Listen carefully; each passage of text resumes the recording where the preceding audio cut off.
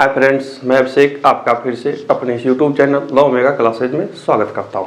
आज हम मैथ में बट्टा यानी कि डिस्काउंट के बारे में जानेंगे।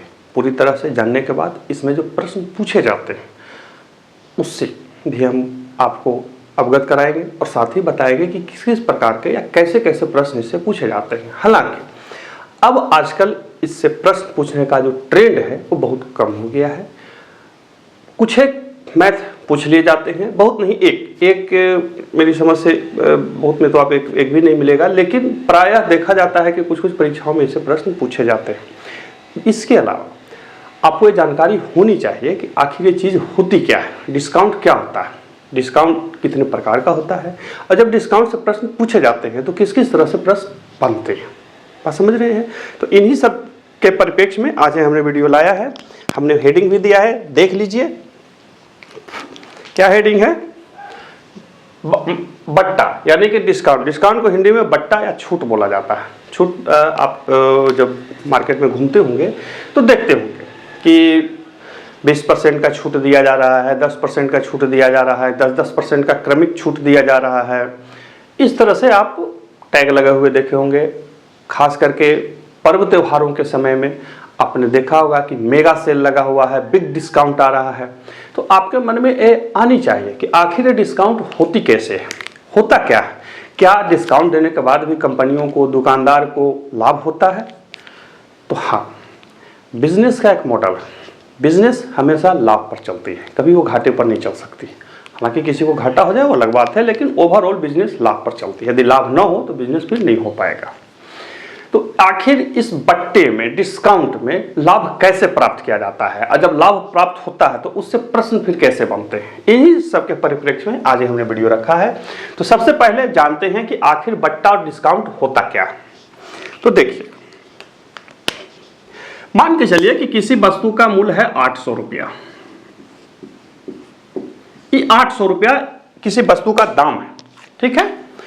अब ग्राहक को, इसको, दुकानदार को इसको बेचना है, बिक नहीं रहा है, तो क्या करेगा? वो बोलेगा कि अरे एक काम करो, कुछ लिख कर डिस्काउंट कर दो।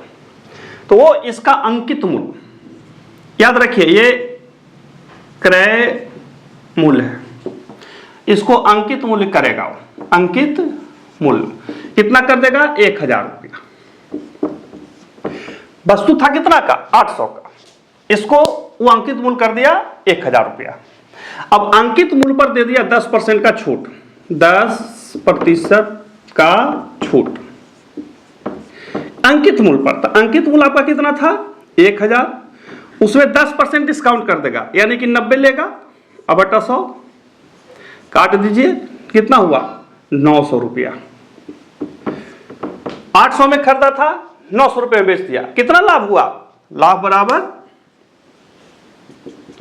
900 घटाओ 800 रुपया बराबर 100 रुपया। तो इस तरह से आपका एक डिस्काउंट का पूरा सिस्टम चलता है। ध्यान रखिए, क्रय मूल्य अलग होता है, अंकित मूल्य अलग होता है। जो छूट दिया जाता है वो अंकित मूल्य पर ही छूट दिया जाता है, क्रय मूल्य पर कभी जल्दी छूट नहीं दिया जाता है। क्रय मूल्य पर छूट दे दिया मतलब हो गया कहानी, उसका गुड़ गोबर हो गया, घाटा में चला जाएगा। कभी कभी कंपनियां ऐसा करती हैं। होता क्या है कि जो सामान बर्बाद होने वाला है, अब उसको घर में रख के क्या करेगा? तो बेच देता है। उसमें भी कपड़े के व्यापार में या ऐसे प्रोडक्ट जो खराब होते हैं उसमें भी ये लोग क्या करते हैं कि यही काम फंडा अपनाते हैं। 800 रुपया में खरीदा है अंकित मूल्य पर और उसको 10% देगा। अब आपको ये लग रहा होगा कि अरे ये तो 10% थोड़ा सा छूट है, कहाँ 10% के लिए जाए। तो कंपनी ऐसे करेगी, 2000 रुपया, ठीक है, 2000 रुपया छूट 20%, छूट 30%, छूट 40%। चलिए हमने 40% का डिस्काउंट दबा दिया आपको। अब तो आपको लग रहा होगा कि अरे वाह 40% का डिस्काउंट है। आप पर्स लिए, क्रेडिट कार्ड लिए और कहां घुस गए? दुकान में, ठीक है। बात समझिए, ये 800 रुपया था, उसका अंकित मूल्य उसने कितना कर दिया? 2000 रुपया। 2000 पर कितना का छूट दे दिया? 40% का। अब वो क्या है देखिए, 2000 गुने 40% का छूट दिया, तो आप ऐसे भी इसको निकाल सकते हैं, यानी कि 800 रुपया का छूट दे दिया, तो 2000 में से 800 रुपया घटा दीजिए, तो कितना लिया, 1200 रुपया लिया। या इस छूट को आप ऐसे भी निकाल सकते हैं, 2000 गुने 60 ले रहा हो 100, यानी कि 1200 रुपया ले रहा है। ठीक है, अब 800 का सामान था, बेचा कितना में, 1200 में। 40% छूट देने के बाद उसको 50% का लाभ हो रहा है ना। हम आप क्या गए, अरे वाह फलना कंपनी में, इतना बड़ा ब्रांडेड कंपनी 40% का छूट दे रहा है, आपका गुरु गोबर कर दिया। 40% छूट के बाद भी वो 50% फायदा में ले लिया। यही होता है डिस्काउंट। डिस्काउंट देने का मतलब हुआ कि कंपनियां अब आपको पूरी तरह से काटने के लिए तैयार बैठी हुई। खैर आपका है, आप समझिए। तो ये हुआ बट्टे का समझ, जो आपको जाननी चाहिए। अब इससे प्रश्न या सवाल बनते हैं कि आखिर बट्टा होता कितने का है। याद रखिए, ये हमने सिर्फ आपको ये समझने के लिए बताया है कि बट्टा शुरुआत कैसे कर सकते हैं, समझ कैसे सकते हैं कि आखिर बट्टा का मतलब ही होता है छूट। छूट निकालेंगे कैसे वो बाद में बताता हूं। बट्टा दो प्रकार का होता है, पहला क्रमिक बट्टा यानी कि सक्सेसिव डिस्काउंट, दूसरा समतुल बट्टा यानी कि इक्विवेलेंट डिस्काउंट। इससे प्रश्न, ज्यादातर प्रश्न इसी से पूछा जाता है, क्रमिक और समतुल यानी कि सक्सेसिव और इक्विवेलेंट डिस्काउंट से। ध्यान रखिएगा, इसी दोनों से प्रश्न बहुत ज्यादा पूछे जाते हैं, परीक्षा में यदि पूछे जाएंगे तो। अब होता क्या है सो देखिए,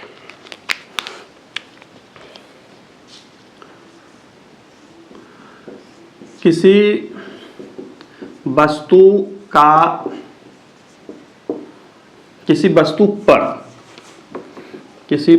पर 10%, 20% एवं 30% का क्रमिक बट्टा है। ठीक है, क्रमिक बट्टा समझ रहे हैं, उसका समतुल्य बट्टा बताओ, यानी कि उसका इक्विवेलेंट डिस्काउंट बताइए। अब ये क्या है, सबसे पहले आपको यही समझना होगा कि 10%, 20%, 30% क्या है। तो मान के चलिए कि हम हल समझने के लिए बता रहे हैं, प्रश्न नहीं है। माना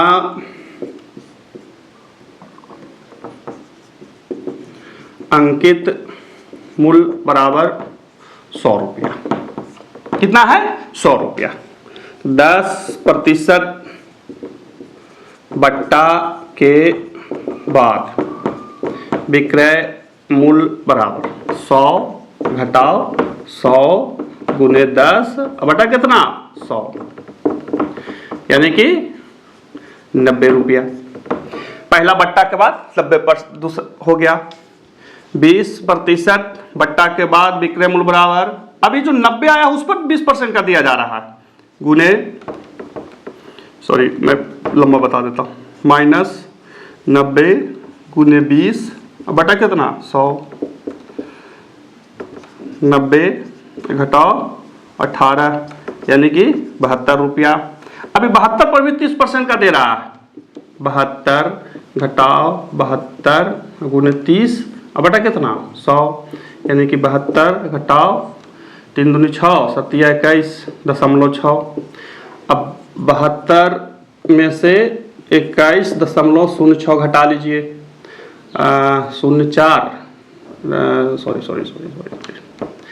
10 में से 6 गया 4, ठीक है, यहाँ 9, यहाँ 1 में से गया 0, 7 में से 2 गया 5, यानी कि 50.94 रुपया। यही होगा ना।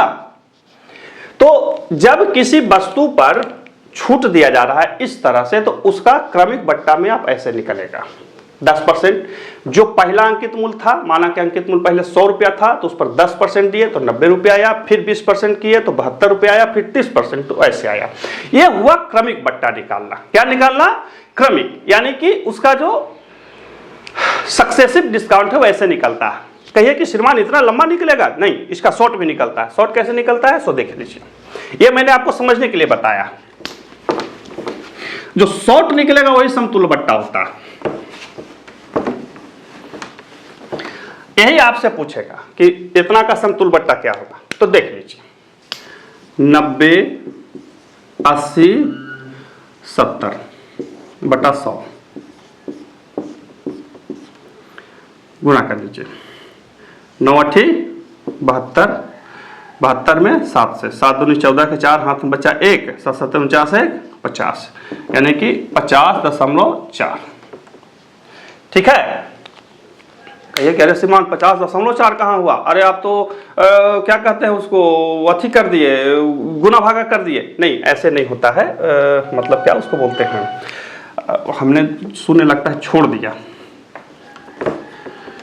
चलिए मैं इसको लंबा ही बता देता हूँ।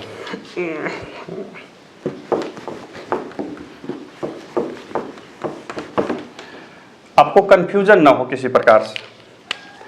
देखिए 10% 90 लिया गुने 20% गुने 30%, अब बटा कितना 100 गुने 100। ठीक है। अब काट दीजिए। ठीक है। 1 शून्य से 1 शून्य, 90 यहाँ 80 होगा और यहाँ 70 होगा। 9 8 72, 72 में 7 से गुना कर दीजिए। 72 में 7 से 7 दूनी 14 से 50, 504 अब बटा 10, यानी कितना 50.4%। ये इसका इक्विवेलेंट बट्टा निकालना हुआ। कहे कह रहे श्रीमान नीचे सुनमा दुए को लिखे थे 100 करके, एगवा को कहाँ छोड़ दीजिए, एक कम रहता है, इसको ध्यान रखेंगे। अब कहिए कि काहे कम होता है, तो मैंने पहले भी ये जो दीर्घ बताया था, ये उस तरह से आप उसको समझ सकते हैं। हालांकि इसमें सूत्र होता है, मैं आपको सूत्र नहीं बता रहा हूं, क्योंकि सूत्र बताने से क्या होता है कि मैथ लंबी हो जाती है और थोड़ा समझने में दिक्कत आने लगता है। अब आप फिर से मैं बताऊं, क्रमिक बट्टा, ये इसका क्रमिक बट्टा हुआ, ये इसका क्रमिक बट्टा हुआ। अब क्रमिक बट्टे को समतुल्य बट्टा में जब बदलना हो तो आप ऐसे कर सकते हैं, लेकिन मैंने पहले भी बताया कि हम ये मैथ के लास्ट में बताएंगे कि क्रमिक और समतुल्य बट्टा कैसे निकाला जाता है। ये हमने सिर्फ आपको समझने के लिए बताया कि किसी वस्तु पर जो क्रमिक यानी कि सक्सेसिव डिस्काउंट होता है वो इस तरह से काम करता है। बात समझ रहे हैं? अब देखते हैं इसमें मैथ कैसे पूछा जाता है, आपसे सवाल कैसे पूछे जाएंगे।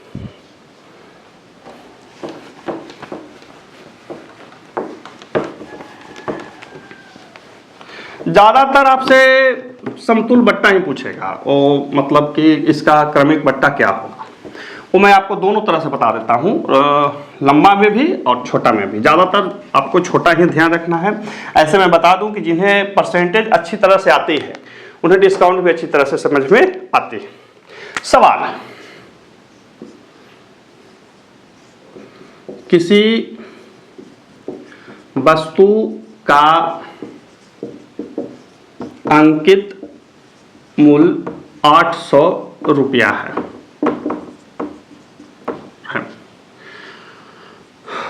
उससे 15% बट्टा पर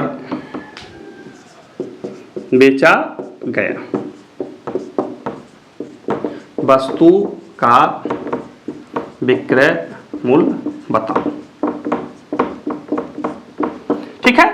अंकित मूल्य मतलब जो टैग पर दिया हुआ है, लिखा हुआ है। आप कपड़ों के, जूतों के शोरूम में जाते हैं तो देखते होंगे कि वहां टैग रहता है, टैग पर लिखा रहता है। आप जब ग्राहक से प्राइस पूछते हैं तो बोलता है सर ये 800 रुपया है, इसमें 15% या 10% का डिस्काउंट होगा। कंप्यूटर निकालेगा, लैपटॉप निकालेगा, मोबाइल निकालेगा, आपको बता देगा। आप खुद कैसे निकालेंगे? देखिए मैं इसको लंबा पहले बता दे रहा हूं। पहले लिखिए 800 रुपया, चूंकि अंकित मूल्य है, घटाओ 800 गुने 15/100। हालांकि ये लंबा है, इसको इतना करने की जरूरत नहीं है। 800 घटाओ 15/20 से, यानी कि 680 रुपया। 680 रुपया, यही होगा ना? अपना गुना भाग कर जोड़ घटाव कर लीजिएगा, ये होगा। लंबा शॉर्ट कैसे बनाएंगे? चुपचाप लिखिए 800 गुने जितना परसेंट का बट्टा दे रहा है 100 में से उतना माइनस कर लीजिए। 100 में से कर लेंगे तो कितना हो जाएगा 85 अब बटा कितना 100 कट गया, 8 पैसे 40 सुना तो 4 8 64 4 68 680 रुपया आया दोनों तरफ से बराबर। तो ये हुआ इसका पहला प्रथम तरह का हिसाब जिसको आपको समझना है। किसी वस्तु का अंकित मूल्य 800 रुपया है, उसे 15% बट्टे पर बेचा गया, वस्तु का विक्रय मूल्य क्या होगा? तो जो अंकित मूल्य है उसमें से जो बट्टा दिया जा रहा है उसको घटा दीजिए, वो आपका विक्रय मूल्य आपका चला आएगा। मैं एक हिसाब और बता देता हूं।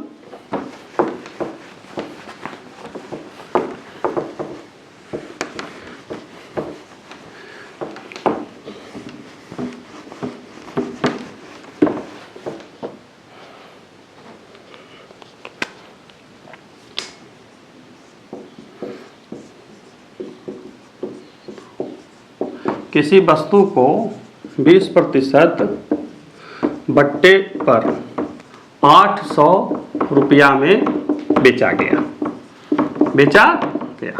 20% बट्टे पर 800 रुपया में बेचा गया, उसका अंकित मूल्य बताइए।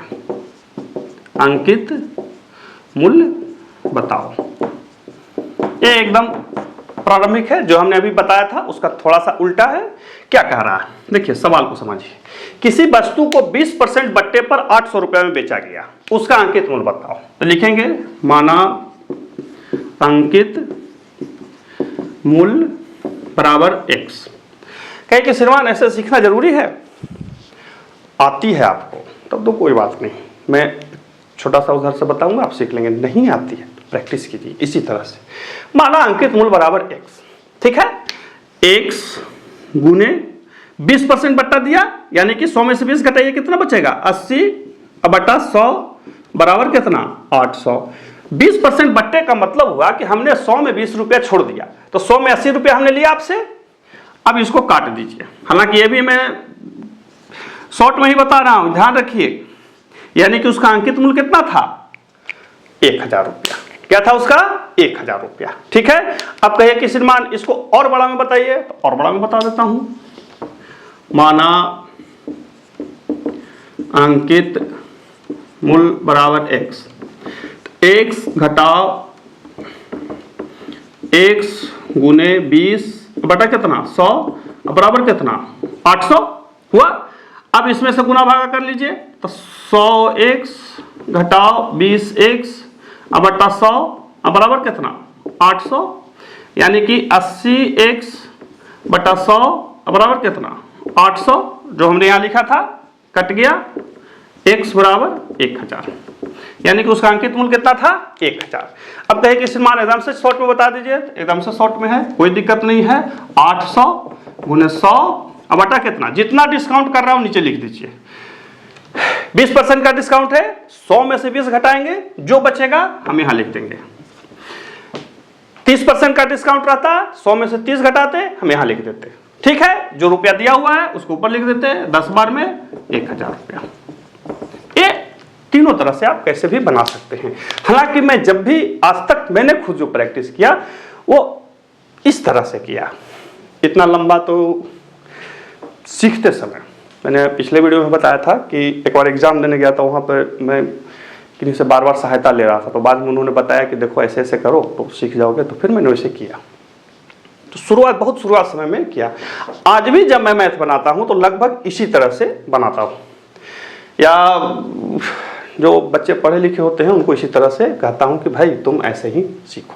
तो ये था बट्टा से संबंधित ऐसे प्रारंभिक प्रश्न जो आपको जानना चाहिए और पूछे भी जाते हैं परीक्षाओं में, ठीक है। अब देखते हैं उन आगे के प्रश्नों जो परीक्षा में पूछे गए हैं, पूछे जाते हैं और आपको जानना चाहिए। देखिए प्रश्न कैसे पूछे जाते हैं। प्रश्न को आप पढ़ रहे होंगे, मैं बार बार आप लोग के सामने से हट्टा बंद कर देता हूं। प्रश्न पढ़िए, क्या कहता है। एक दुकानदार ₹30 में छाता बेचने पर 20% का लाभ पाता है। सेल लगाता है, सेल के समय वह 10% का छूट भी देता है। सेल के दौरान उसका प्रतिशत लाभ बताइए। प्रश्न यह है कि कोई एक दुकानदार है जो छाता बेचता है, कितना बेचता है 30 रुपया में। SSC CPO का प्रश्न है जो पूछा हुआ। 30 रुपया में बेचता है तो 25% लाभ अर्जित करता है। किसी कारण बस उसका नहीं बेच रहा था तो सेल लगा दिया। सेल में जाकर के उसने बोला कि हम 10% का छूट दे देंगे। आइए, तो आपको उसका सेल के दौरान प्रतिशत लाभ बताना है। तो देखिए प्रतिशत लाभ जब हम ज्ञात करते हैं तो सबसे पहले क्या ज्ञात करना होता है, उसका क्रय मूल्य। हाँ, तो सबसे पहले इसका क्रय मूल्य ज्ञात करेंगे। लिखेंगे माना क्रय मूल्य बराबर x, तो x गुने कितना परसेंट का लाभ कर रहा है, 120/100 बराबर कितना 30। एक श्रीमानी कहां से ले आए, देखिए हम पहला लाइन को पढ़ रहे हैं। पहला कहता है कि 30 रुपया में बेचने पर 20% का लाभ पाता है। तो 20% का लाभ मतलब 100 में जोड़ देंगे, यानी कि x जो उसका क्रय मूल्य था उसमें 20 जोड़ दीजिए, 120/100 बराबर 30 रुपया होना चाहिए। x बराबर 30 गुने 100 बटा कितना 120, कट गया 2 छक्का 5 छक्का 2 25, 25 रुपया, यानी कि उसका जो छाता का क्रय मूल्य है वो 25 रुपया। क्रय मूल्य कितना है 25 रुपया। ठीक है, अब कहता है कि सेल के समय वह 10% का छूट भी दे देता है। तो इस पर 10% का छूट दे रहा है, इस पे नहीं। तो लिखेंगे सेल के दौरान, सेल के दौरान छूट बराबर 30 गुने 10/100, यानी कि 3 रुपया। 3 रुपया का छूट दिया, यानी कि विक्रय मूल्य बराबर 30 घटाओ 3, यानी कि 27 रुपया। यानी कि जो 30 में बेच रहा था अब उसको 27 रुपया में बेच रहा है। तो खरीदा तो था 25 में, बेचा कितना 27 में। तो लाभ बराबर 27 घटाओ 25, यानी कि 2 रुपया। प्रतिशत लाभ बराबर 2 गुने 100 बटा कितना 25, 25 से 4 बार में 4 दूनी 8%। उसका वास्तविक लाभ जो था छूट के दौरान 8% का था, पहले 10% का था, अभी 8% का। कहे कि श्रीमान क्या हम समझे इसमें, देखिए साफ साफ लिखा हुआ है, एक दुकानदार 30 रुपया में छाता बेचने पर 20% का लाभ पाता है। सेल के समय वह 10% का छूट दे देता है, जितना बेच रहा था उसमें 10% अपना फायदा को घटा देता है। तो सेल के दौरान उसका लाभ प्रतिशत बताइए। हमने इस तरह से बनाया, आपको पहले क्रय मूल्य निकाला, क्रय मूल्य के दौरान फिर बाद में जो दे रहा था डिस्काउंट उसको निकाला, प्रतिशत लाभ निकाल दिया। ऐसे भी 10% का 2 कीजिए, 10% 20% का 20 का 10% कीजिएगा तो 2 रुपया होता है, 10 में से 2 घटा दीजिए तो 8 हो जाता है। खैर वो अलग तरीका है, उसको छोड़ दीजिए। यह मूलभूत तरीका है, यह मूलभूत सिद्धांत है इस तरह के प्रश्नों को समझने का और बनाने का। तो डिस्काउंट जब भी बनाए समझ लें क्या प्रश्न बोल रहा है, अब उसके बाद फिर इसको बनाते रहे। ये देखिए यह एक अलग प्रकार का प्रश्न है और इस तरह के भी प्रश्न आपको बहुधा परीक्षाओं में मिलते हैं और इसी प्रश्नों को घुमा फिरा करके आपसे पूछा जाएगा इसी तरह का, कभी अलग कभी अलग। हालांकि मैं यहाँ पे बता दूंगा कैसे घुमा घुमा के पूछेगा, तो ऐसा नहीं है कि आपको छोड़ दूंगा। देखिए प्रश्न क्या कहता है, एक खिलौने का अंकित मूल्य 770 रुपया, ग्राहक को 10% छूट देने के बाद भी 10% का लाभ होता है, खिलौने के अंकित मूल्य बताओ। देखिए इसी प्रश्न को तरह तरह से कभी पूछेगा कि किसी वस्तु का अंकित मूल्य 360 रुपया है, उसको 500 रुपया लिख दिया गया, 10% का छूट दिया गया, बताइए इसका प्रतिशत लाभ क्या था। या किसी वस्तु का अंकित मूल्य 400 रुपया था या क्रय मूल्य 400 रुपया था, उस पर अंकित मूल्य कुछ लिखा गया, अंकित मूल्य पर 10% का छूट दिया गया, फिर भी 20% का लाभ हुआ, तो फिर वो अंकित मूल्य कितना था। प्रश्न एक ही रहता है, मूल भाव प्रश्न का एक ही रहता है, घुमा घुमा के आपसे पूछेगा। मेरा मानना है कि इस तरह के हिसाब जो लाभ हानि प्रतिशत बट्टा में जो होते हैं, सूत्र का बहुत कोई व्यापक रोल नहीं होता। आपको ये समझ में आनी चाहिए कि प्रश्न पूछ क्या रहा है और कितना % हमको आगे बढ़ना है, कितना % हमको पीछे पढ़ना है। ध्यान रखिए, जब भी लाभ हो 100 में जोड़ दीजिए, जब भी हानि हो 100 में से घटा दीजिए। ठीक है, आइए देखते हैं कैसे हल करें। एक खिलौने का अंकित मूल्य 770 रुपया, ठीक है, हल। ठीक है, 10% छूट देने के बाद भी 10% का लाभ होता है। तो लिखेंगे अंकित मूल्य पर 10% लाभ देने के बाद विक्रय मूल्य बराबर 770 गुने 90/100। यही होगा ना, ठीक है। अरे प्रश्न लगता है गलती लिख दे क्या जी, खिलौने का अंकित मूल्य हम लिख दिए हैं, प्रश्न क्या है, लागत कीमत है जी, खिलौने की क्रय मूल्य बताना है, गलती हो गया, क्रय मूल्य बताना, ठीक है। हाँ, एक खिलौने की, मैं पुनरावृत्ति कर दे रहा हूं प्रश्न की, एक खिलौने की अंकित मूल्य 770 रुपया है, ग्राहक को 10% छूट देने के बाद भी 10% का लाभ होता है, खिलौने का क्रय मूल्य बताओ। सवाल ये है, जब आप दुकान जाते हैं तो वहाँ पे देख रहे हैं खिलौना है, उस पर 770 रुपया लिखा हुआ है, दुकानदार ने आपको बोला कि हम आपको 10% का डिस्काउंट देंगे, 10% डिस्काउंट के देंगे तो आपने कितना रुपया पेड करना है, तो निकाल लेंगे 770 गुने 90/100, काट लेते हैं इसको, 9 7 63, हाथ में 6, 9 7 63 और 3 900, इतना 693 रुपया, यही होगा ना। मैं गुना कर लेता हूँ, 7 9 63 के 3 हाथ में 6, 9 7 63, 64 65 66 67 68 69, वाह एकदम सही है, ठीक है। इतना रुपया आया इसका विक्रय मूल्य। अब विक्रय मूल्य है 693 रुपया, कहता है कि उसको 10% का लाभ हो रहा है, तो क्रय मूल्य बताएंगे, तो लिखेंगे क्रय मूल्य बराबर, जब लाभ हो रहा है 693 गुने 100, कितना लाभ हो रहा है 10% का, 110 लिख देंगे, यही होता है ना, बस समझिए ऐसे ही होता है ना, क्रय मूल्य ऐसे निकाला जाता है कि जब लाभ हो रहा है, जो बेचे उसको ऊपर लिखिए गुना 100, लाभ हो रहा है तो 100 में जोड़ के, हानि हो रही थी तो 100 में से घटा के इसको काट देंगे, कितना बार में कटेगा मेरी समझ से 11 6 66, 66 3 11 33 गुने 10, यानी कि 630 रुपया उसका क्रय मूल्य था।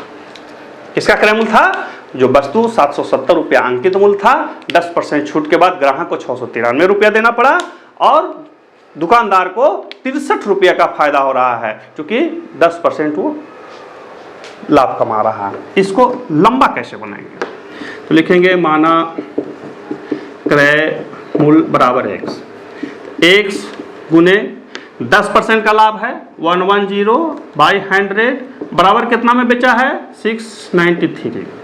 अब इसी को हल किया, x 693 × 100 बटा 110। ये उनके लिए जो बिल्कुल प्रारंभ से सीखते हैं, समझते हैं, उनके लिए ये इस तरह से मोटा मोटी ये ध्यान रखना है, क्योंकि अब आप परीक्षा में जाइएगा तो सब चीज़ लिख के थोड़ी बनाइएगा, लेकिन एसएससी में जहाँ सब्जेक्टिव पूछेगा वहाँ वैसे ही बनाना होगा, हल ऐसे से शुरू करना होगा, ढंग से लिखना होगा, बेढंगा जैसा लिखेगा तो नंबर काट लेगा, देवे नहीं करेगा। बहुत सारे लोग बोलते थे, हम लोग जब मेंस में जाते थे ना तो वहाँ बोलता था कि अरे हम तो बहुत अच्छा से बनाए थे, आंसर भी आ गया था, नंबरवा काहे नहीं दिया, भाई नंबरवा नहीं देगा, वो ढंग से लिखना पड़ता है, ऐसे नहीं होता। तो ये एक प्रश्न है जो इसी प्रश्न को तरह तरह से आपको पूछेगा, कैसे पूछेगा मैं एक दो उदाहरण से और आपको बताने का प्रयास करता हूँ। आगे के ऐसे दो प्रश्न जो पूछे गए हैं एसएससी में, और एक यूपी या एसएससी था वहाँ पूछा गया। यहाँ पे ध्यान रखिए कि इस प्रश्न को एकदम से हमने इस तरह से रखा है, बिल्कुल साधारण प्रश्न होता है, इस तरह के प्रश्नों में कोई जान नहीं होती है, लेकिन जब आप जानते हैं तब, नहीं जानते हैं तो बहुत सारा जान होता है। प्रश्न पढ़ता हूँ, किसी वस्तु का क्रय मूल्य 360 रुपया है, 10% छूट के बाद भी 25% लाभ है, तो उसका अंकित मूल्य क्या होगा। प्रश्न का मूल भाव यह है कि किसी वस्तु का क्रय मूल्य 360 रुपया है, अब कहता है कि उस पर 25% का लाभ भी कमाना है, और लाभ कमाने के लिए हमको कुछ में बेचना होगा, लेकिन बेचते समय दुकानदार ये करता है कि वो कुछ टैग लगा देता है, टैग लगाने के बाद उस पर 10% का डिस्काउंट देता है, वही आपका अंकित मूल्य, टैग मूल्य आपसे पूछ रहा है, वहां पे टैग मूल्य भी पूछ देगा। हल लिखते हैं, सबसे पहले लिखेंगे विक्रय मूल्य, विक्रय मूल्य बराबर 360 गुने 125 बटा 100। ये कह रहे श्रीमान 125 कहां से ले आए, है ना, तो देखिए क्रय मूल्य है 360 रुपया, 25% लाभ पर बेच रहा है, तो हमने 125 कर दिया, काट देंगे, 2 पचे 25 पचे, यही होगा ना, 2 से 18 बार में कितना हो जाएगा, 25 दहाइयों 250, अब 25 अठी 20 से शून्य 5 2 7 2 1 3, यानी कि 370 रुपया, 370 होगा जी ना, 250, अब 25 अठी 200 होता है जी, 15 अठी हम जोड़ दिए थे, 450 रुपया। कितना हो गया? 450 रुपया। ध्यान दीजिए कि जो वस्तु 360 में खरीदी गई थी 25% लाभ पर के लिए उसको 450 रुपया में बेचना होगा। लेकिन जब ग्राहक को हम बोलेंगे कि भाई हम 450 में देंगे तो मोल भाव करेगा, तरह तरह का नौटंकी करेगा, अरे ये इसमें ये है वो है। दुकानदार ने दिमाग लगाया, उसने 10% का क्या दे दिया? डिस्काउंट। तो अंकित मूल्य, तो अब लिखेंगे माना अंकित मूल्य बराबर x। तो x गुने अंकित मूल्य का मतलब छूट हुआ, डिस्काउंट हुआ, कम हुआ, तो कितना कम है? 10%। कितना कम है? 10%। तो 100 में से 10 घटाइए, कितना बचेगा? 90। अब बटा 100, अब बराबर कितना? 450।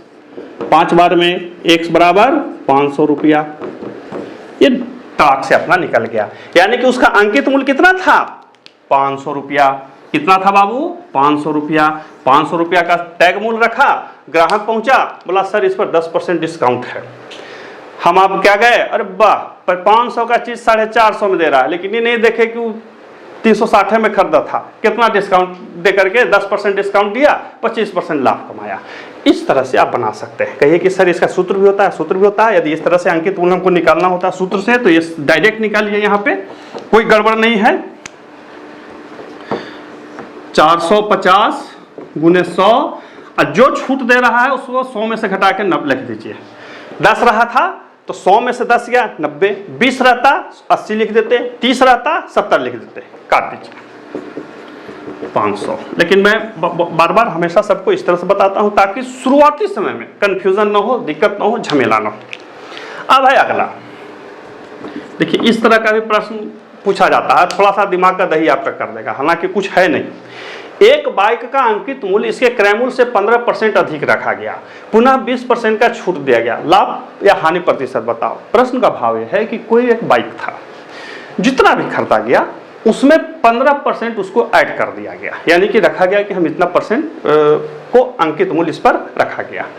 जो अंकित मूल्य रखा गया उस पर 20% का डिस्काउंट दे दिया गया, 20% का। अब उसको लाभ हुआ कि हानि हुआ, तो इसको हल कर लेते हैं।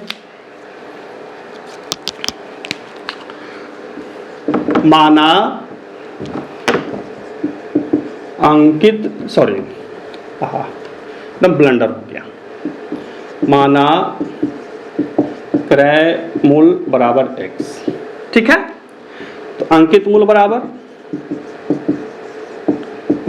x गुने 115/100, यही होगा ना।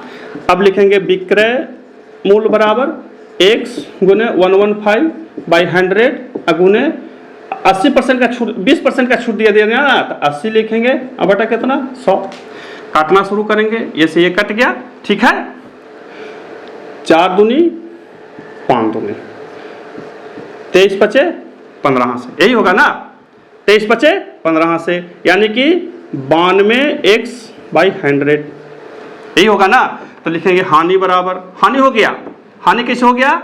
x घटाओ 92x बटा कितना? 100, यानी कि 8x/100। इतना रुपया का इसको हानि हो गया, तो लिख देंगे प्रतिशत हानि बराबर 8x/100 गुने 100 बटा कितना? क्रय मूल्य कितना था इसका भैया जी? क्रय मूल्य कितना था? क्रय मूल्य था इसका 100 रुपया, सॉरी 100 रुपया। इससे कट गया, इससे ही कट गया, यानी कि 8% का हानि हो गया। इसको 8% का क्या हो गया? हानि हो गया। कहीं कह रहे श्रीमान कलम बहुत जल्दी जल्दी चला के बता दिए, कैसे समझ में आएगा? कुछ नहीं समझना है। माना क्रय मूल्य 100 रुपया, अंकित मूल्य उसका हो जाएगा x में 15% अधिक किया तो 115/100 किया। अब जितना किया उसमें 20% का डिस्काउंट दे दिया, तो x गुने 115/100 और उस पर 80/100, यानी कि आपका आ गया 92x/100। अब जैसे ही 92x/100 आया तो हम तो यहीं पर, यदि हम परीक्षा में बैठे तो हम यहीं पर लिख देते 100 में से 92 के 8%, लेकिन हमको तो बताना है आपको। तो हानि बराबर x घटा, मैंने x में खरीदा था या अब 92x में बेचा है, तो हो गया इसका 8x। अब इसको फिर आगे किया, परसेंटेज हानि निकाल दिया, ठीक है। तो इस तरह से इन प्रश्नों को हल किया जाता है, बनाया जाता है। हमने कोई तेजी से नहीं बताया, हमने कोई हड़बड़ी में नहीं बताया है, आपको ध्यान से इसको देखना। प्रश्न बहुत तरह के होते हैं, बहुत तरीकों से पूछे जाते हैं। ये वो तरीके हैं जिनसे अभी तक प्रश्न बने हैं, पूछे गए हैं परीक्षाओं में। कहाँ पूछे गए हैं? परीक्षाओं में। अब हम देखते हैं क्रमिक और समतुल्य बट्टा को, जैसा हमने मैथ के प्रारंभ वीडियो के प्रारंभ में बताया था कि उसी को देखेंगे ध्यान से। क्रमिक बट्टे को मैंने बताया, क्रमिक बट्टे को शुरुआत में ऐसे समझिए, बाद में प्रश्न इससे कैसे पूछेगा वो भी मैं बता देता हूँ। और प्रश्न का क्या है, तरह तरह का पूछा जाता है। सबसे पहले आप इसके मूल सिद्धांत पर ध्यान दीजिए। 12% एवं 8% क्रमिक बट्टे के बराबर एक बट्टा बताओ। 10%, 20% एवं 40% बट्टे के बराबर एक समतुल्य या क्रमिक बट्टे के बराबर बट्टा बताइए। देखिए नियम क्या कहता है, यदि ए एवं बी दो क्रमिक बट्टा हो तो उसके समतुल्य बट्टा होगा बराबर ए प्लस बी घटाओ ए बी बाई 100। यहाँ परसेंटेज, ये सूत्र है इसका। आप बोलिएगा कि अरे श्रीमान आप तो बताए थे कि हम बिना सूत्र के बताएंगे। भैया बिना सूत्र के भी बता देते हैं, पहले इसको ध्यान दे लीजिए। नहीं बताएंगे तो बोलेगा अरे मास्टर को तो कुछ आता नहीं है। 12 + 8 घटाओ 12 × 8 बाई 100। 12 8 20 घटाओ 96 बाई 100, यानी कि 20 घटाओ 0.96 यानी कि 19.04 या 19% लगभग। ये हो गया बनाना। ये क्रमिक बट्टा के 12% एवं 8% के क्रमिक बट्टे के बराबर 19% समतुल्य बट्टा होगा। बात समझ रहे हैं? अब कहिए कि श्रीमान आप कैसे बता रहे थे। अब कभी कभी क्या होता है ना कि परीक्षा में यही पूछ देगा P% एवं Q% के बराबर एक क्रमिक बट्टा के बराबर एक समतुल्य बट्टा क्या होगा, तो इसको ध्यान रखना। आपको बात समझ रहे हैं, इसको ध्यान रखना।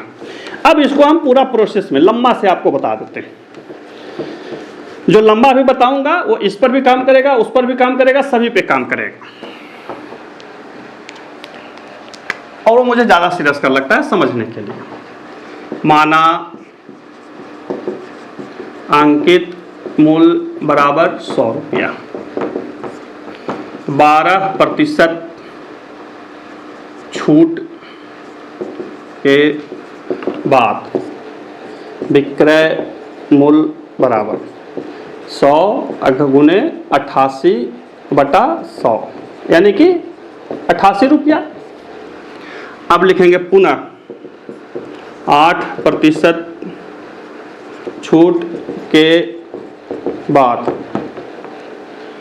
के बाद विक्रय मूल्य बराबर 88 गुने 8% है तो 92 लिखेंगे अब बटा 100 गुना कीजिए। 88 में 92 से 8 दूनी 16 क्षमा से 1 8 दूनी 16 1 17 9 72 के 2 हाथ में 7 9 72 7 6 7 2 9 9 1 10 7 1 8 80.96। ये इसका क्या मतलब हुआ? इसका मतलब हुआ कि कोई जो वस्तु 100 रुपया में खरीदा गया था 80 रुपया 96 पैसा में बेचा जा रहा है 12% एवं 8% के क्रमिक बट्टा के पास। तो कितना के एक बार यदि छूट देगा तो कितना हो जाएगा? तो लिखेंगे समतुल्य बट्टा बराबर 100 घटाओ 80.96 जो आएगा 19.04। क्या हो गया? इस तरह से आप इसको बना सकते हैं, कहीं कोई दिक्कत नहीं है। ठीक है, ये दो ऐसे तरीके हैं जो वैलिड हैं, हमेशा आपको ध्यान रखना है, मिलेगा। लेकिन जो मेरा तरीका है वो मैं आपको बता देता हूं, मैं कैसे निकाला करता था। मेरा ना शॉर्ट है जी, ना ट्रिक पर है और ना ही कोई सूत्र पर है। ठीक है, आप ऐसे निकालिएगा, हमेशा निकलेगा। हमको यदि निकालना है तो कैसे निकालेंगे? 100 में से 12 घटा लीजिए, 88 गुने 92/100 काट दीजिए, जो आएगा। क्या आया था? बराबर 80.96। अब जो आया 100 में से घटा लीजिए, 100 घटाओ 80.96 यानी कि 19% लगभग। ये हुआ मेरा तरीका। अब इसी तरीका पे मैं इसको बनाऊंगा। लंबा बनाना है तो फिर कैसे करेंगे? माना अंकित मूल बराबर 100। पहले मैं लंबा बता देता हूं। माना अंकित मूल बराबर 100 रुपया, ठीक है। तो पहला बट्टा के बाद प्रथम 10% बट्टा के बाद विक्रय मूल्य बराबर 100 अगुने 90, अब बट्टा कितना 100 यानी कि 90 रुपया, ठीक है।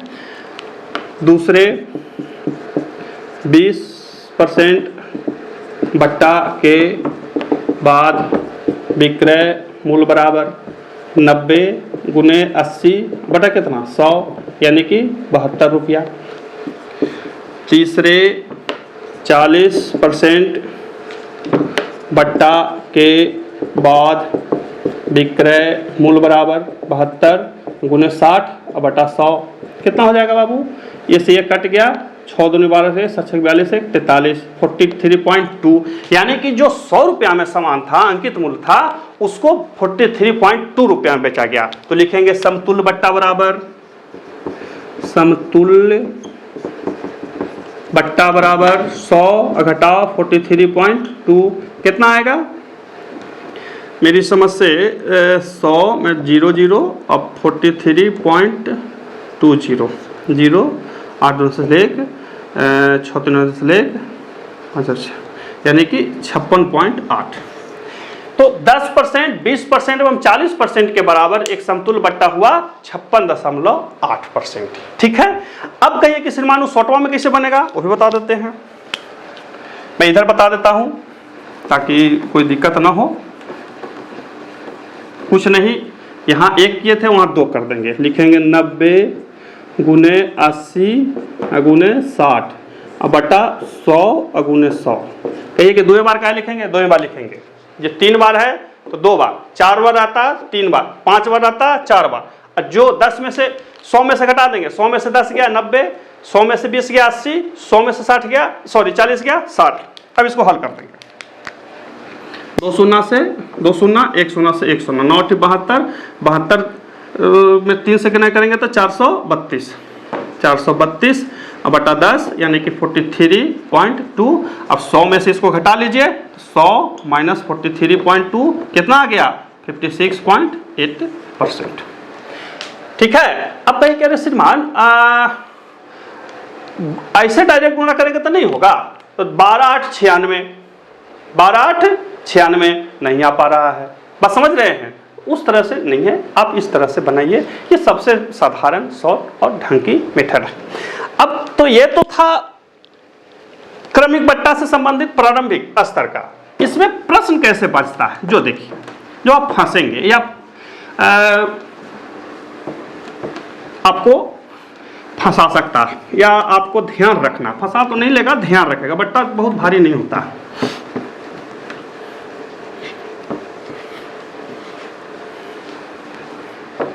देखिए एक प्रश्न मैं दे रहा हूं। एक वस्तु का अंकित मूल्य 1000 रुपया है। ग्राहक को 2 प्रकार की छूट है। प्रथम 10%, 20% एवं 30% का क्रमिक बट्टा एवं दूसरा 40 या 50% का एकल बट्टा। ये प्रश्न है। तो कौन सा ग्राहक के लिए अच्छा है? मैं लास्ट में बता देता हूं। देखिए इसी तरह से प्रश्न पूछेगा, घुमा घुमा के बहुत तरह से पूछेगा। प्रश्न है कि एक वस्तु का अंकित मूल्य 1000 रुपया है उस पर दो शर्त है। यदि आप लेंगे तो एक है क्रमिक बट्टा 10%, 20% एवं 30% का, और दूसरा है एकल 50% का। तो आप तो जोड़ रहे होंगे 30, 20, 50, 10, 60, वो ज़्यादा है वो ले लेंगे, ये कम है तो हल करके देख लेते हैं। प्रथम स्थिति में विक्रय मूल्य बराबर 1000 गुने 90/100 गुने 80 गुने 70 बटा कितना 100। मैंने बताया था शॉर्ट में जो था वही 2 शून्य से 2 शून्य, 1 शून्य से 1 शून्य, 1 शून्य से 1 शून्य, कितना हो गया 9×8 = 72 है ना। एक मिनट, 2 शून्य से 2 शून्य चला गया, ये 2 शून्य से 1 2 शून्य, तो 70 दहाइयों 700 गुने 72। ठीक है, अब इसको हल कर लेते हैं, या आप इसको एक लंबे डिस्काउंट के बाद भी आप इसको हल कर सकते हैं। ठीक है, तो कर लेते हैं। सॉरी, तो विक्रय मूल्य निकालना होगा ना, यहाँ पे 100 और देना होगा। ठीक है, अब बटा 100, ये कट गया, 7 दूनी 14 के 4 हाथ बचा 1, 7 749 है 50, यानी कि ये 504 रुपया में बेच रहा है। कितना में बेच रहा है 504 रुपया में। ध्यान दीजिए, ये 504 रुपया में बेच दिया। अब इसी को 50% डिस्काउंट पर देगा तो कौन सा होगा 5000, सॉरी कितना 1000 है ना, हाँ 1000 गुने 50/100, 2 शून्य से 2 शून्य कट गया 500 रुपया। यानी कि प्रथम स्थिति में ग्राहक को 504 रुपया पेड करना पड़ रहा है, दूसरे स्थिति में 500 रुपया पेड करना पड़ रहा है। अब आप ही बताइए कौन सा अच्छा है। तो स्पष्ट है दूसरा ज्यादा अच्छा है, दूसरा अच्छा है। क्यों? क्योंकि उसको 4 रुपया कम पेड करना पड़ रहा है, 4 रुपया कम पेड करना पड़ रहा है। कहिए कि अरे श्रीमान आप तो यहाँ पर बताए थे कि 2 बार करना है, यहाँ 3 बार किए। नहीं, 3 बार इसलिए किए ना कि ये विक्रय मूल्य हमको निकालना है। ध्यान देखिए, विक्रय मूल्य निकालना है 1000, पहला, दूसरा, तीसरा। ठीक है, अब हमने कर दिया, मैं इसको लंबा लिख के बता देता हूँ। गुने 90/100 गुने 80/100 गुने 70/100 कट गया, 2 शून्य से 2 शून्य, 1 शून्य से 1 शून्य।